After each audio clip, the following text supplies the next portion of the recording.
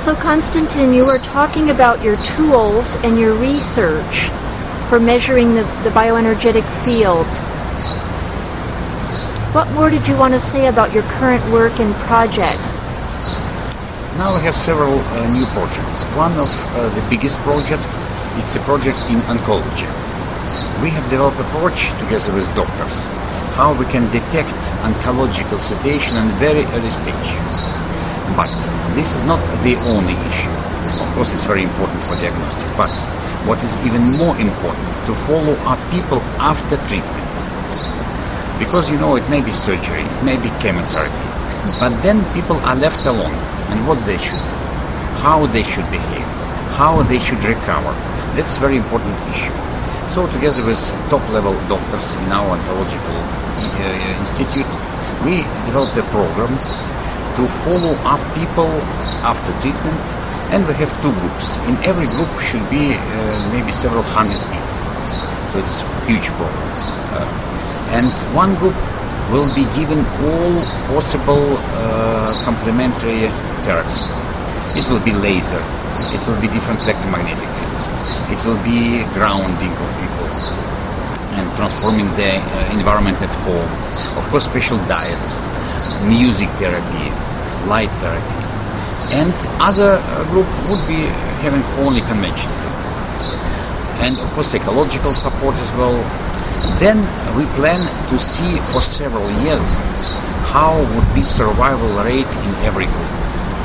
Because you know that cancer is evil of our times, and it is very important to find out the way how we can do this the best way.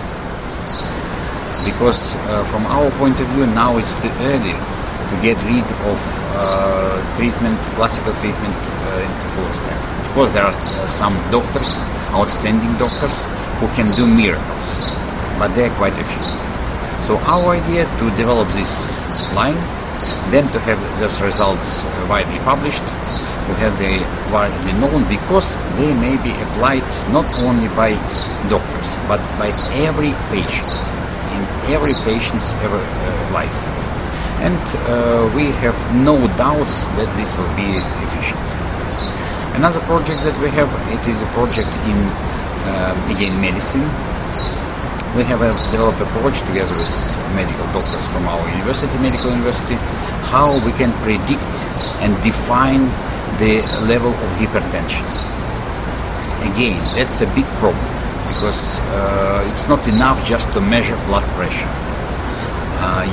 People may have high, low blood pressure, but hypertension is a very serious disease that is coming slowly. And by measuring energy fields, we can detect and mathematically define levels of hypertension. Next project, it's in sport area.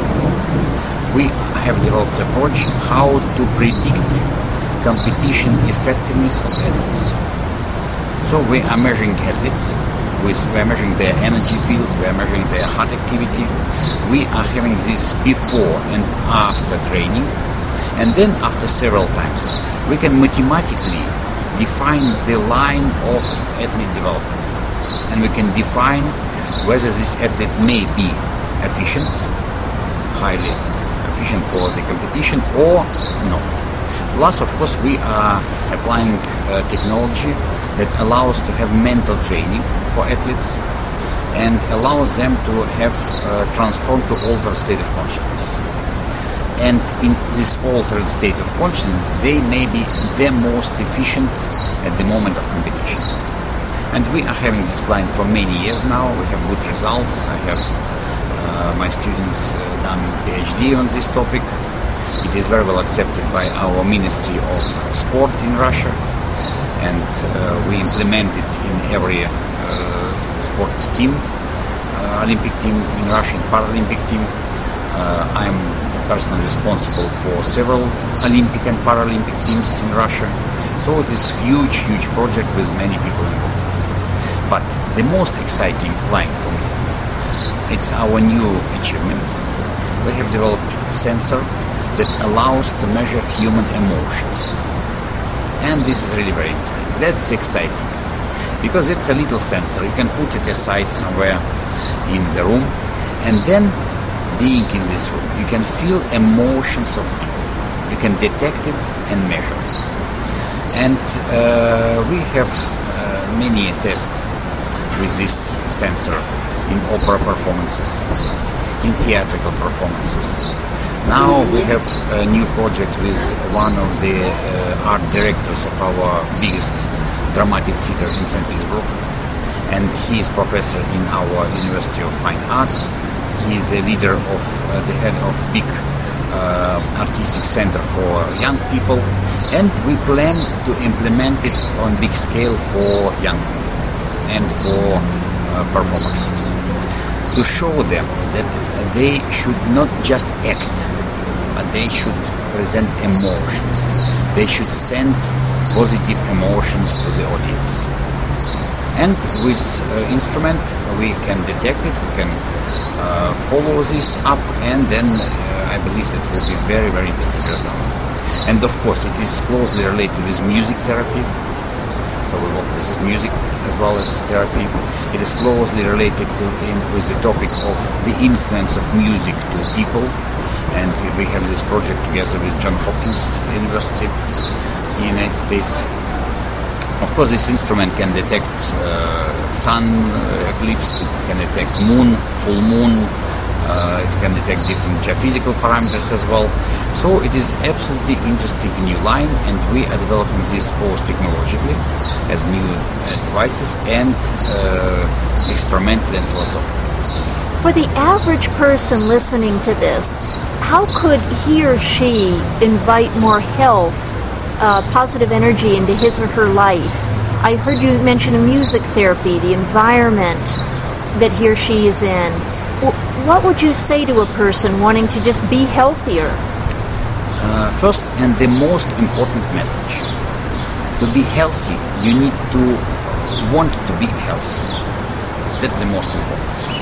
If people want to be healthy, then they may be. If they are not certain, or if they are tired, if they don't want to fight, then it is very difficult to do anything with the big, strongest medications. The main reason of good health is the good mood. The main. So people being in good mood has much better results in any treatment than people being in low mood. So we need to look for positive emotions. We need to look for positive impressions. We need to get positive contacts with other people. And we need to send positive energy, and we need to receive positive energy. That's the most important. Plus, of course, we need to understand that we need to have contact with us. People lose this contact. We live in artificial environments. We don't have real energy from nature. And it has very clear biophysical background. I can explain it, of course. So, we need to communicate with nature. We need to go barefooted on earth. We need to embrace trees. We need to feel nature, and it gives us its energy, like in avatar film. And then, of course, we need to understand that frequency, those are the most important healing power. And frequency, it means music, it means electromagnetic fields of different origin, it means sun, different power of sun energy. And if we use this frequency with positive mood, then it will help us to be healthy and strong. Do you see the Russian government incorporating some of the ideas that you're sharing in the healthcare system? In America, we're starting to, but we have a long way to go. I am afraid that all over the world we have a long way to go, because we need to prove everything on very precise scientific basis. Only evidence-based medicine may be widespread and may be really outspread. In Russia we have very good support from the government. I had personal meetings with top-level people from our government. They are very supportive, they are very interested. We have top-level medical professionals who are interested in this area and who are doing this and implementing this in their practical life. And those people, they have very open mind, and they have everything in their hands. So in Russia we have very good situation from one hand for implementing new ideas. At the same time we have a lot of problems, but now it's all over the world. Different problems in different parts of the world. What else would you like to share today at ISSSEEM? I would like to invite people to accept this information. This is a rare moment when so many top-level thinkers of the world, top-level professionals of the world are gathering together. And every message that will be delivered during the conference, that is very, very important, not only for our mind and consciousness, but for our subconsciousness. So try to open your mind, try to open your subconscious and accept all this information. Thank you. Thank you. It's my